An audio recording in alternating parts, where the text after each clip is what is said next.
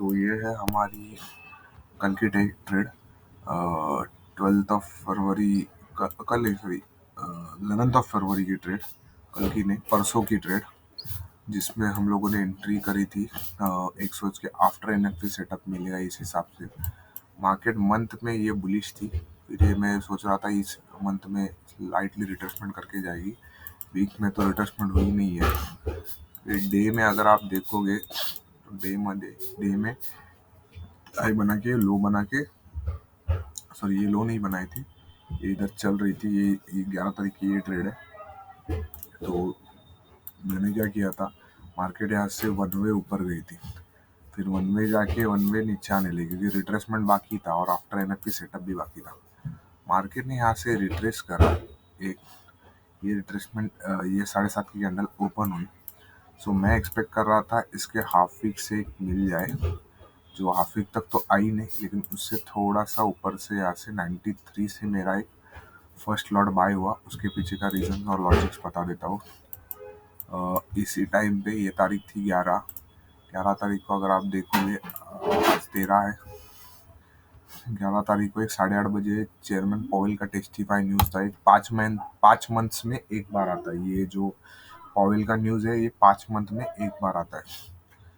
तो इस न्यूज़ का इम्पैक्ट हो सकता था।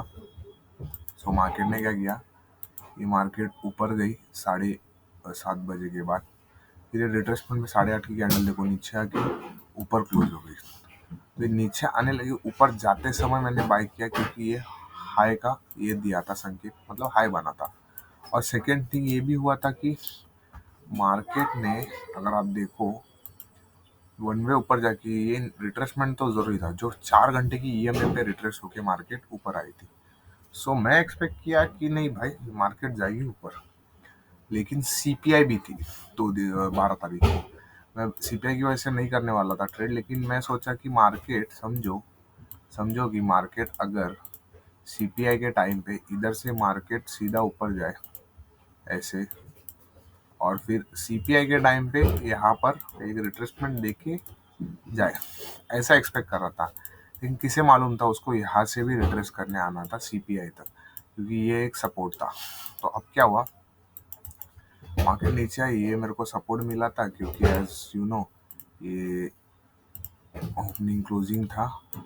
ये अनवांटेड कैंडल थी यहाँ पर, ये वाली, ये अनवांटेड का भी सपोर्ट, सेकेंड ईएमए से रिजेक्शन। सो आई एक्सपेक्ट कि मार्केट ऊपर जाए। सो इस वजह से मैं एक 93 में लॉट ऐड किया, और एक लॉट ऐड किया मैंने आसपास एक 93 में ऐड किया था, यस यहाँ पर 93 में, यस। और दोनों का टारगेट तो डायरेक्टली ये था, पहला ऑल टाइम हाई, और एसएल इसका आसपास इधर रखा था जो था 80 के आसपास, 81 के आसपास, ठीक है।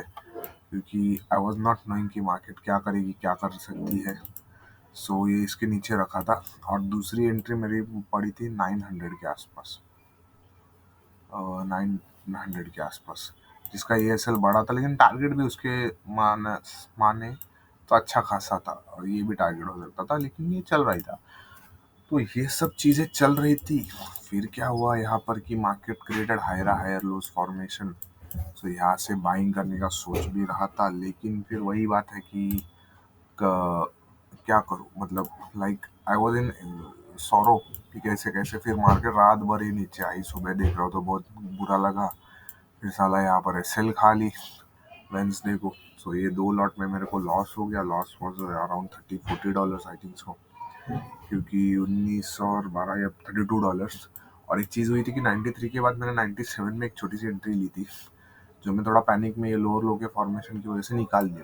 फिर मार्केट ऊपर गई, और जो न्यूज़ भी आई थी वो भी बैंक्स के अगेंस्ट आई थी। सो आई फेल कि अभी ऊपर जा सकती है और जाने का चांसेस बहुत ज़्यादा है, but market didn't go and ऐसे लीड हो गया। सो क्या कर सकते हैं, ये मेरी ट्रेड थी जिसमें ऐसे लीड हुआ, और फिर सीपीआई